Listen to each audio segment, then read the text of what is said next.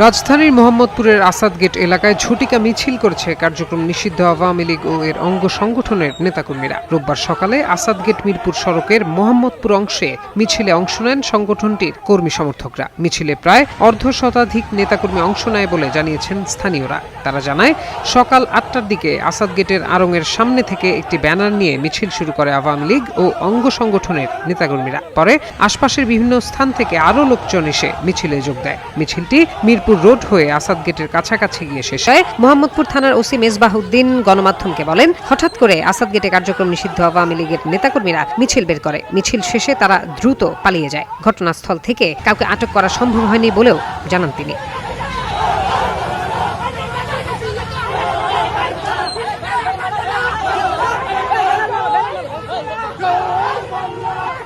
খবরের সব serious update তো জানলেন, এবার একটু বিনোদন হয়ে যাক। ঘুরে আসুন আমাদের চরবিজয় গ্রুপ চ্যানেল থেকে। এই ভিডিওর ডেসক্রিপশন বক্সে আমাদের চ্যানেলের লিংক আছে, এক ক্লিকে গিয়ে দেখে আসুন।